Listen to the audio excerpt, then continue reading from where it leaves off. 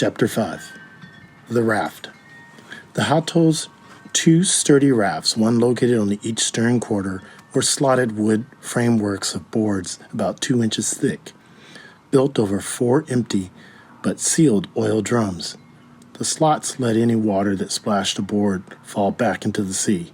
Ours was the starboard raft, off the right side of the ship. It was about 4 feet deep, I remember, and in the middle was a trap door so you can get to the galvanized tin box of supplies that were suspended between the drums. Also, down there were 2 kegs, each holding 5 gallons of fresh water.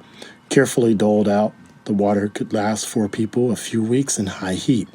2 people and a cat could share it for a month.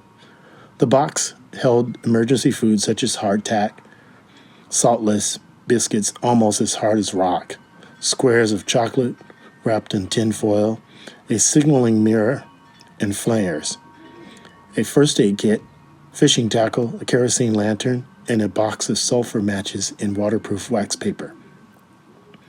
I saw the trap door, the water kegs, and the tin box before I became blind. The rafts were not made for comfort. They were made for survival. I don't remember being hit on the head by the piece of timber that eventually caused my blindness.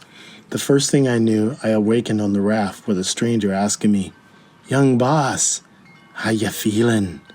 For a moment, I didn't recognize him as the old man I'd seen chipping paint the previous afternoon. It was daylight by then, and a big black and gray cat sat nearby on the boards, licking his haunches. The Hato was gone. So was my mother. I saw nothing but empty ocean everywhere I looked. The water was calm and blue. The sun glittered. The air was warm. The raft barely moved.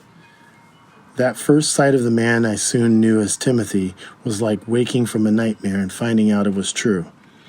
In the moment before I realized he was from the Hato, I thought maybe I was still in the ship's cabin, having a bad dream. No torpedo had hit us. No fire had roared.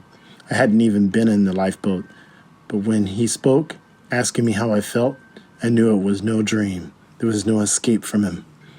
Just his face, let alone his size, frightened me. I immediately thought the deep, curved scar on his cheek was from a knife. My mother had said that the West Indians were a violent people. His mouth was wide and his lips thick. Either scarred hand could have spanned a banjo, could have easily snapped me in two. But his voice was musical, West Indian, gentle, like a warm breeze in palm fronds. His smile was wide and toothy. I remember weeping and throwing up. On the third morning, I awakened and thought it was still night. Puzzled, Timothy said, "'Tis day." I put my hand in front of my face and could not see it. I remember screaming. I was blind.